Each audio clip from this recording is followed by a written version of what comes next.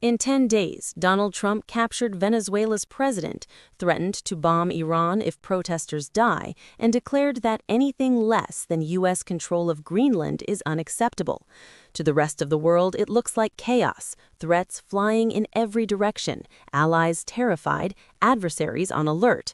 But there's a common thread connecting Venezuela, Iran, and Greenland that reveals Trump's actual strategy, and it's not about democracy, freedom, or American values. It's about denying China access to critical resources and strategic locations in what experts are calling the defining geopolitical rivalry of the 21st century. Today, we're breaking down Trump's dual focus on Iran and Greenland, what they have in common, and how this is reshaping the entire world order. Let's start with Iran. Trump has been escalating his rhetoric daily as massive anti-government protests enter their third week and the death toll climbs into the thousands. On Sunday, January 4, Trump told reporters aboard Air Force One, "If they start killing people like they have in the past, I think they're going to get hit very hard by the United States." Last week, he posted on Truth Social, "If Iran kills peaceful protesters, which is their custom, the United States of America will come to their rescue. We are locked and loaded and ready to go." Then on Tuesday, January 13th, Trump went even further. "Iranian patriots, keep protesting, take over your institutions, help is on its way." That's not diplomatic language. That's a U.S. president openly calling for regime change, encouraging protesters to seize government buildings, and promising American military intervention. Senator Lindsey Graham, Trump's close ally, made the strategy explicit on January 14th. "I believe that President Trump is serious when he says help is on the way. An attack on the regime is the only help that really matters." Graham continued, "Sooner rather than later, the people need to see what help on the way looks like, which is going after those who are killing them, degrading the ability of the regime to oppress them, motivating people to stay out in the streets." But just as momentum was building toward military action, Trump suddenly backed off. On Wednesday, he told reporters he'd been assured the killing in Iran is stopping and there's no plan for executions. Who assured him of this? He didn't say. Is it true? Human rights groups say no. The killing continues.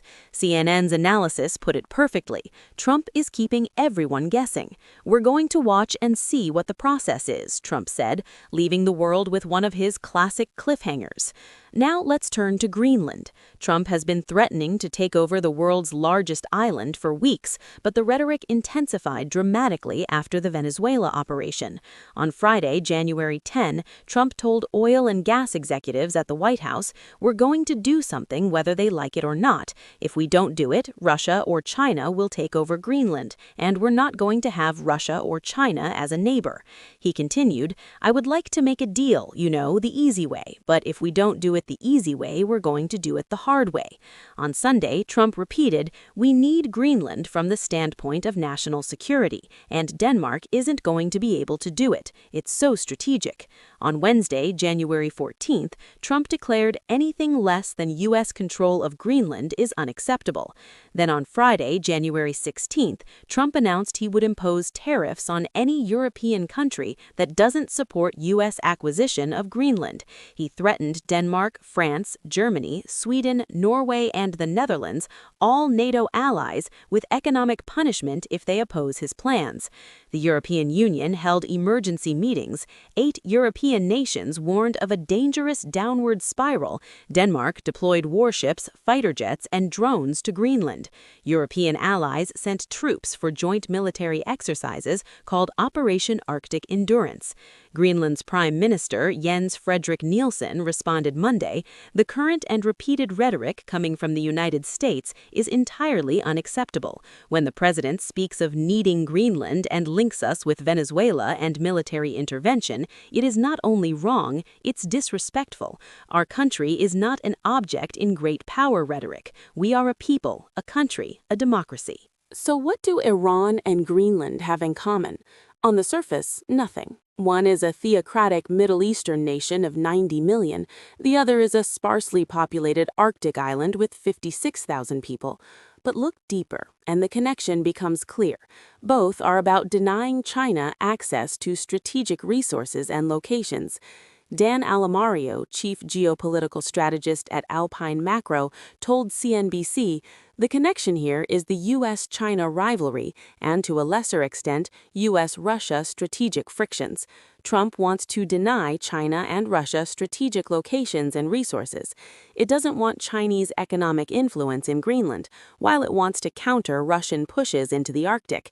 And it wants to weaken Iran and Venezuela, which are Beijing and Moscow friendly." CNBC's analysis explained the strategy. In 10 days, Donald Trump captured the Venezuelan president, spooked European leaders with talk of annexing Greenland, and imposed 25% tariffs on anyone trading with Iran. The common thread may be America's determination to challenge China and its dominance of critical minerals. Here's how it works with each country. Venezuela. By deposing Maduro and taking over Venezuela's oil industry, the U.S. can curb Chinese access to crucial oil resources and mining investments. China had invested billions in Venezuelan oil. Now that's gone. Greenland. The island contains vast deposits of rare earth minerals essential for electric vehicles, aerospace, defense systems, and advanced electronics. As Arctic ice melts, those minerals become increasingly accessible. China has been eyeing Greenland for years. Trump wants to deny them access. Iran. China is Iran's top trading partner and imports significant energy from the Persian Gulf. By weakening Iran through sanctions and potential military strikes, Trump limits China's energy security and punishes Beijing for buying Iranian oil. Guy Keane, CEO of Misong Consultancy, explained Russia and China have been attracted to Greenland by the warming of the Arctic, which is melting the ice sheet and making the island's critical minerals increasingly viable. Critical minerals are needed for everything from EVs to aerospace and defense, while new trade routes in the Arctic have also emerged in what's been dubbed the Polar Silk Road. Trump is determined to deny China access to all of it. This isn't abstract geopolitics. This is about the fundamental resource competition that will define the 21st century. China currently dominates global rare earth mineral production, controlling about 70% of mining and nearly 90% of processing. These minerals are essential for everything modern economies depend on: smartphones, electric vehicles, wind turbines, solar panels, guided missiles, fighter jets. If China controls rare earths, they have leverage over every Western nation trying to transition to green energy or maintain military superiority. That's unacceptable to Trump and his advisors. Greenland potentially holds massive rare earth deposits. A 2023 U.S. Geological Survey estimated the island could contain 38 million metric tons of rare earth oxides, though extraction would be enormously expensive and environmentally challenging. Venezuela has the world's largest proven oil reserves, larger than Saudi Arabia. Controlling Venezuelan oil means controlling a significant portion of global energy markets and denying that resource to China.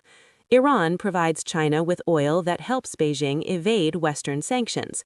Weakening Iran means weakening China's energy security. Laura D. Taylor-Kale, former Assistant Secretary of Defense for Industrial Base Policy and now Senior Fellow at the Council on Foreign Relations, said Trump's tariffs on Iran's trading partners may be a way for Washington to reduce Beijing's rare earths leverage in trade negotiations. "I don't think that the president enjoys having others have leverage over him in negotiations, and so the move to be much more independent and to have both the mining and the processing capabilities, either domestic or with close allies, makes sense from that perspective." The Venezuela operation demonstrated Trump's willingness to use military force to achieve resource control. On January 3rd, U.S. Special Forces captured President Nicolas Maduro from his compound and flew him to New York for trial. Trump immediately declared the U.S. would run Venezuela. "We're in charge. We'll run it properly. We'll run it professionally. We'll have the greatest oil companies in the world go in and invest billions," Trump said. He's not talking about democracy or free elections. He's talking about American companies taking over Venezuelan oil. Christopher Sabatini of Chatham House warned, "The U.S.'s military action will likely require sustained U.S. engagement of some sort.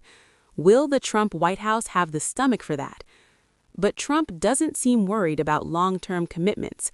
He got the oil access he wanted. That's what matters. Now he's applying the same logic to Greenland and Iran. If force worked in Venezuela, why not use it elsewhere? Alamariu told CNBC that moving against Venezuela was about removing non-American powers from the Western Hemisphere, as is agitating to annex Greenland, although that is potentially far more risky and extremely controversial. Iran is farther away, but China is its top trading partner, Alamariu said. Trump's hard line on Iran is partly about Middle East oil, and China does import a significant share of its energy from the Persian Gulf, but also about nuclear capabilities, support for designated terrorist movements, regional hegemony, and long-standing U.S.-Iran enmity. The fact that Iran is geopolitically closer to Russia and China is another reason, Alamariu added. But this strategy carries enormous risks that Trump seems to be ignoring or underestimating. On Iran, Bilal Y. Saab of Chatham House warns, Iran is not Venezuela. It's a nation of 90 million people with a resilient regime that can still wreak havoc both at home and abroad. Kareem Sajjadpour of the Carnegie Endowment for International Peace told CNN, if he does nothing, it will be viewed by history as a strategic and moral betrayal because he encouraged protesters to take to the streets for weeks.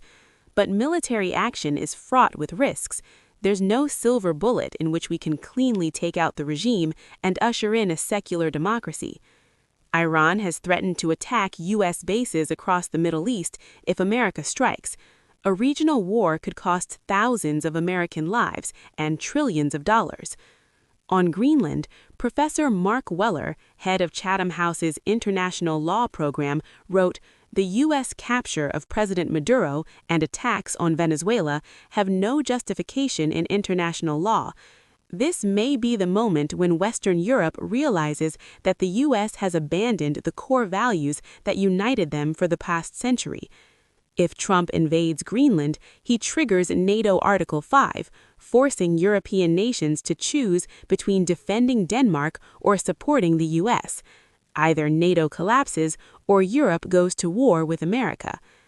Dr. Marion Messmer of Chatham House warns U.S. threats to annex Greenland following the attack on Venezuela should be taken seriously. European countries have important leverage they should be prepared to use. Here's what's truly remarkable. Despite all this chaos, global stock markets keep rising. CNBC reported this week, 2026 has seen the Trump administration overthrow Venezuela's Maduro regime, threaten force against Iran, and talk up annexing Greenland, potentially by force. Despite the geopolitical uncertainty, equity markets have continued to rise. Why? Because investors see Venezuela, Greenland, and potentially Iran as net positives for American economic interests: more energy production, more rare earth access, more national security, more infrastructure expansion.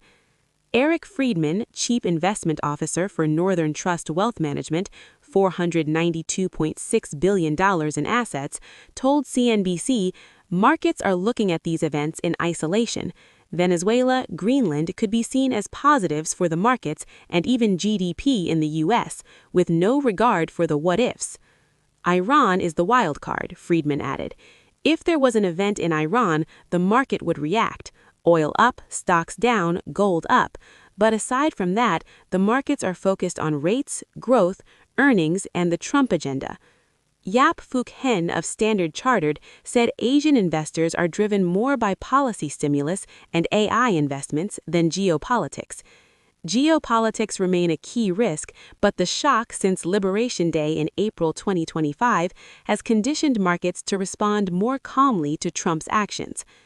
Morningstar's Shihan Abigunawardena said markets now view geopolitics as a chronic risk rather than an acute shock. In other words, investors have accepted that Trump will keep threatening invasions, bombing countries, and seizing resources, and as long as it benefits American companies and doesn't trigger World War III, markets are fine with it.